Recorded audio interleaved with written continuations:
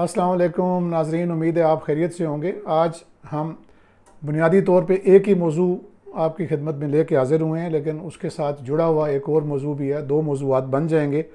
और सबसे पहले तो मैं आपको बता दूं कि जो लाहौर के जो अंडरवर्ल्ड के जो डॉन है, तीफ़ी भट्ट की गिरफ़्तारी इस वक्त जो है वो लाहौर और उसके मज़ाफ़ाती इलाकों के बल्कि तमाम मुल्क में ये मौजू बहस बनी हुई है। और फिर आगे चल के मैं आपको ये भी बताऊंगा कि जो तीफ़ी भट्ट की गिरफ़्तारी कैसे अमल में आई और इनका अपना बैकग्राउंड क्या है, इनको क्यों अंडरवर्ल्ड का डॉन कहा जाता है, और इनके जो दूसरे भाई हैं जिनका अकील नाम है, असल में गोगी भट्ट जिनको कहा जाता है, उन्होंने भी अपने आप को गिरफ़्तारी के लिए पेश किया। तो आगे बढ़ने से पहले मैं आपसे ये रिक्वेस्ट करूंगा कि चैनल को ज़रूर सब्सक्राइब करें,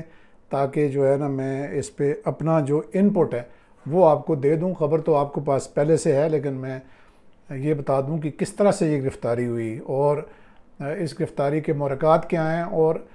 उनको बचाने के लिए कौन कौन से लोग जो हैं वो मैदान अमल में आ चुके हैं या आए हुए हैं। तो ये सारी बातें आपसे करेंगे। और जो पुलिस के ख़िलाफ़ कैंपेन है वो मेरे एनालिसिस के मुताबिक वो इन्हीं लोगों की मुकदमात और इन्हीं की गिरफ़्तारी से जुड़ी हुई है। तो चलें ज़रा आप चैनल को सब्सक्राइब करें और आगे चलते हैं। अच्छा, सबसे पहले तो मैं आपको ये बता दूं कि मुझे भी आज ही पता चला है कि ये इनका जो तीफ़ी भट्ट हैं, जो डॉन हैं अंडरवर्ल्ड के लाहौर के, और जो गोगी भट्ट हैं, इनके असल नाम क्या है। तो तीफ़ी भट्ट का जो असल नाम है वो क्या है जी, तारीफ़ गुलचन। और इनके जो कज़न हैं, ग़ालिबन इनके मामू के या खाला के जो बेटे हैं जो गोगी भट्ट हैं, उनका जो असल नाम है ख्वाजा अकील है। उर्फ़ इनके गोगी हैं और एक का उर्फ़ तीफ़ी है। तो अब आपको पता ही है कि पिछले कुछ अरसे से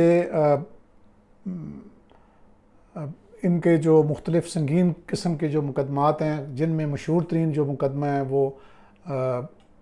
टीपू ट्रकों वाले का जो बेटा मर्डर हुआ है, बालाज टीपू, हाल ही कुछ अर्सा पहले लाहौर में। तो उसमें मुबैना तौर पे तीफ़ी भट्ट का और गोगी भट्ट का जो नाम है वो आ रहा था। फिर इस दौरान में ज़ाहिर है ये एक गैंग वार की शक्ल ही आप समझ लें। इनके जो एक भाई हैं और कज़न हैं, इन दोनों के इनके यानी बहनोई हैं जावेद भट्ट, उनका मर्डर भी हो गया, जिसका के इल्ज़ाम जो है वो मुखालिफ पार्टी पे लगाया गया और नामज़द हैं वो भी FIR में, जो इनकी अपोजिट पार्टी है। अच्छा, ये तो इस एक हल्का सा बैकग्राउंड है। बाकी आप ज़ाहिर है गूगल वगैरह पे जाएंगे तो आपको ये मिल जाएंगी डिटेल्स। तो हमारा जो मकसद है बात करने का वो एक तो ये है कि सबसे पहले जो गोगी भट्ट ने अपने आप को पुलिस के पास पेश किया, ज़मानत करा के वो पेश हुए, और जो बालाज टीपू कत्ल केस के सिलसिले में तो जो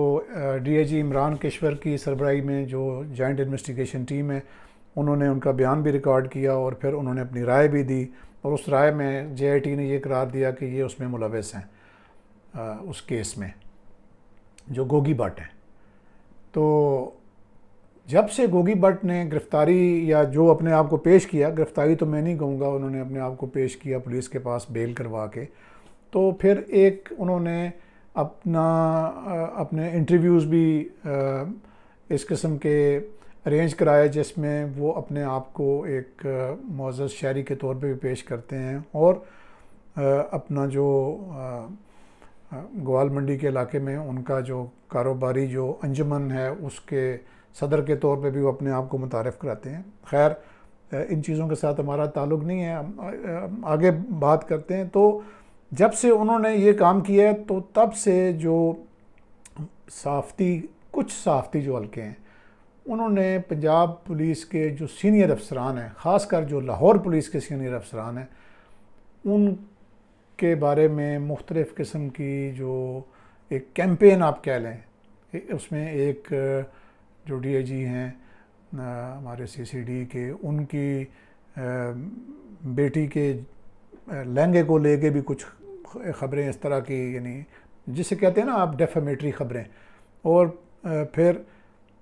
एक साथ साथ ये भी कि गोगी भट्ट जो हैं वो ये कह रहे हैं कि जी जो जेआईटी में कुछ लोग हैं वो उनके मुखालिफ हैं। तो वो एक टैक्टिस है कि पुलिस को प्रेशराइज़ करने की। लेकिन साथ साथ जो सीसीडी जो पुलिस है उसके अगेंस्ट भी एक मुहिम चलाई जाती है, और उसमें ये सीनियर किस्म के जो जर्नलिस्ट हैं वो भी, यानी सीनियर जर्नलिस्ट क्राइम के हवाले से लाहौर के, वो ये कहते फिरते हैं कि जी इस तरह से 1972 में इस तरह से हुआ था कि एक एफआईआर हुई जिसमें अपने ही साथियों से कत्ल हो गए वगैरह वगैरह। तो उसका हमने एक मुसक्कत जवाब अपनी दानिस्त में एक दिया था, और उसमें हम कतन ये हम आपको कह दें कि हम ये नहीं समझते कि जो सीसीडी जो है वो उसको ये खुली छुट्टी मिल जाए कि वो जिसको मर्ज़ी ये करे। हाँ, वो मुल्ज़मान जो गिरफ़्तारी नहीं देना चाहते उनके बारे में ज़रूर उनको पुलिस मुकाबला करने का हक़ है। और फिर वो एफआईआर ज़ाहिर है कि वो इस तरीके से देते हैं कि ताकि कल को उनके अफसरान की बचत हो। ये हम पिछली वीडियो में बात कर चुके हैं। अब गोगी भट्ट की गिरफ़्तारी के बाद अब जो है वो कल यूएई में तीफ़ी भट्ट की जो गिरफ़्तारी है उसने तो बहुत ज़्यादा चर्चे शुरू हो गए हैं कि जी अब उसको इस तरह से लाया जाएगा, और उसका केस जो है वो सीसीडी वाले मांग रहे हैं कि हमें दे दें। हालांकि उस केस की तफ्तीश जो है वो लाहौर पुलिस खुद कर रही है, और उसमें जेआईटी बनी हुई है। जैसे कि उन्होंने गोगी भट्ट का जो किरदार है उसको असेस किया होगा, तो उसी तरीके से अब वो तीफ़ी भट्ट का भी जो इस केस में किरदार है वो उसको असेस करेंगे, उसको एवेलुएट करेंगे, उसकी इन्वेस्टिगेशन कर रहे होंगे, और अगर उनके ख़िलाफ़ कोई सबूत हुए तो वो उनको कोर्ट में पेश किया जाएगा। लेकिन जो सहाफ़ती हलके हैं जिनका मैं बार बार ज़िक्र कर रहा हूँ, चंद सहाफ़ी हज़रात, वो ये तासुर दे रहे हैं, और बल्कि उनसे पहले उन्होंने एक, यानी जो तीफ़ी भट्ट के जो भाई हैं उनकी एक ऑडियो जो है वो हम आपको सुनाते हैं, वो भी आप सुने तो ज़ाहिर है कि उसमें आपको चीज़ें क्लियर होंगी कि वो मामलात को किस तरफ ले जाने की कोशिश कर रहे हैं। कि ख्वाजा तारीफ़ गुलशन मेरे तक ये इत्तला आई है कि वो दुबई में अरेस्ट हो चुका है। अभी वो पहुंचा नहीं है कि पुलिस ज़राए जो हैं वो ये कह रहे हैं कि इसको सीसीडी के हवाले किया जाएगा, और फलां नाम भी लेते हैं कि फ़लाँ लेकर आएगा और फिर साथी इसको छुड़ाने के लिए आएंगे और इसको पार कर दिया जाएगा। मैं अहम सियासी शख्सियत को मुखातिब कर रहा हूँ जो रूल कर रहे हैं पंजाब में, कि ये साहब आपको मिसगाइड कर रहे हैं। ये वो साहब हैं जो कल वादा मुआफ़ दुआ बनेंगे। मैं भी एक सियासी आदमी हूँ, आपका भी सियासत से चोली दामन का साथ है, तो इनसे होशियार रहें। मैं अभी नाम नहीं ले रहा,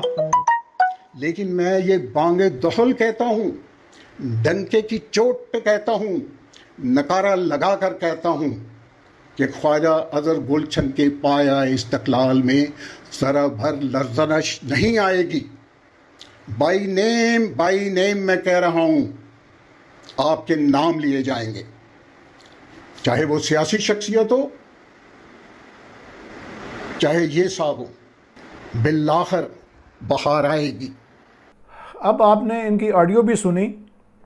तो उसके साथ अगर ये सहाफ़ियों की जो मुहिम है उसको मिला के देखें तो फिर आपको ये समझ आएगी कि ये एक जो मुनज़्ज़म कैंपेन है ये क्यों चलाई जा रही है। इसमें से एक बात तो कम से कम वाज़ेह होती है कि ये जो बड़े लोग हैं, ये जो बड़े डॉन्स हैं, इन पे कहीं ना कहीं किसी बड़ी सतह के ऊपर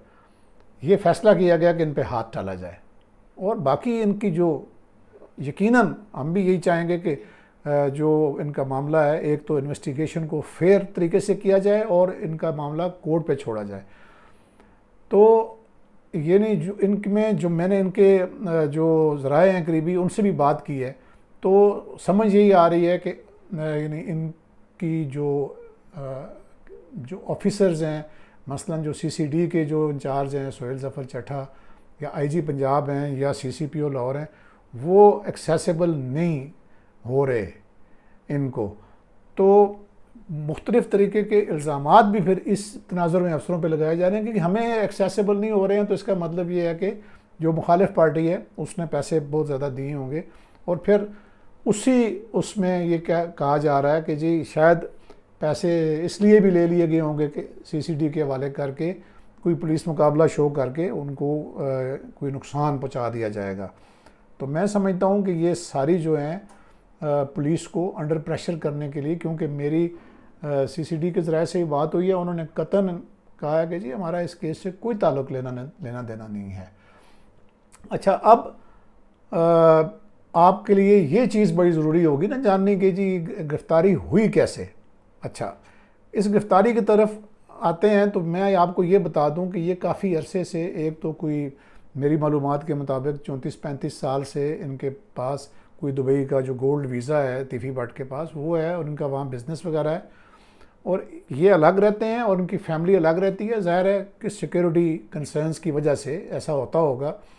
लेकिन ये गिरफ़्तार ऐसे होते हैं कि इनका जो बेटा है वो ज़ाहिर है कि वालिद से मिलने रोज़ाना ही आता होगा, तो कभी किसी मकाम पे, कभी किसी मकाम पे, कभी किसी शॉपिंग मॉल में, कभी किसी कैफ़े में, कभी किसी रेस्टोरेंट में, तो जो वो फ़ोन कैरी करता है अपने साथ, तो उस फ़ोन के जो प्रिंट्स हैं उनसे जो इंटरपोल की जो टीम है वो उन तक पहुंची है। अब जो पब्लिक प्लेसेस हैं वहाँ पे तो ज़ाहिर है कोई ट्रेस नहीं मिलता, जब कि एक दफ़ा आप फ़ोन से हो आए तो ये तो नहीं पता चलता कि आप किससे मिले हैं, क्या हुआ है। लेकिन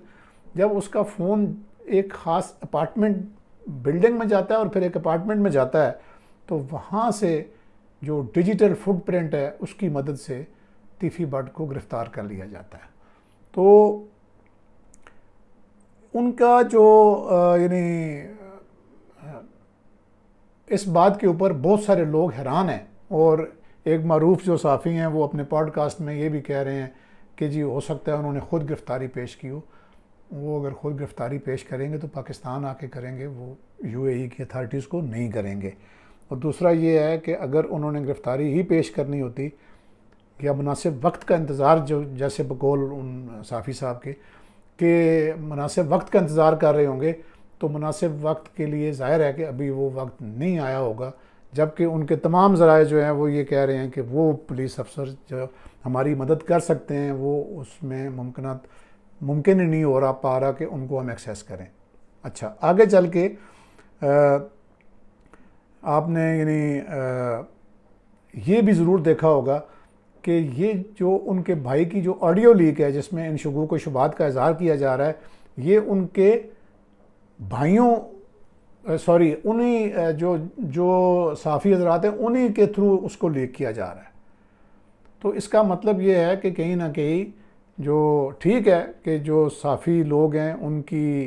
अप्रोच जो है वो हर किस्म के लोगों से होती है, लेकिन मेरी उनसे ये रिक्वेस्ट है कि किसी का साफ़त करना एक अलग चीज़ है, लेकिन किसी का आपको ना माउथ पीस नहीं बनना चाहिए ऐसी सूरत हाल में कि जब चीज़ें, और ये बात उन साफ़ी की मैं इस बात से इत्तफ़ाक़ करता हूँ कि जो फेयर ट्रायल का जो राइट है वो हर एक मुलज़िम को पाकिस्तान में आर्टिकल 10 के तहत वो हासिल होना चाहिए। और फेयर ट्रायल में ये बात भी आती है कि उनको अपनी सफाई का मौका पूरा मिले, और मगर मेरे जो ज़ाती राय है उसमें ये है कि जब एक बंदा किसी वक़ूए से गैरहाज़िर हो जाता है उसके होने के बाद और एब्सकॉन्ड कर जाता है, तो उसके लिए ये बात प्रूव करना बड़ा मुश्किल हो जाता है कि वो एब्सकॉन्डर क्यों रहा है। और मुझे काफ़ी कभी यकीन है कि उनके साथ यानी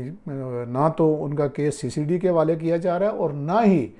कोई भी इस तरह की हरकत होनी चाहिए जिस तरह के जो उनके जो लोग हैं करीबी ज़राए या जो साफ़ी हज़रात उनके लिए कैंपेन कर रहे हैं वो भी इसी बात का वावेला कर रहे हैं कि जी उनको रिसीव किया जाएगा और फिर साथियों की से ये हो जाएगा। तो मेरा नहीं ख्याल कि जो गिरफ़्तार मुलज़मान हैं वो जिसे कहते हैं ना कि कस्टडी के अंदर किसी का मर्डर हो जाना, तो वो पुलिस का बहुत बड़ा फेलियर होता है। और पुलिस कभी भी इस तरह की किसी चीज़ को उसको अपने कंधों पे ना लेना चाहिए और ना ही वो लेंगे। और जहाँ तक मेरी जिन ज़राए से बात हुई है, उन्होंने कम्प्लीटली इन तमाम चीज़ों को बेसलेस करार दिया है। अब तक इतना ही। अल्लाह हाफ़िज़।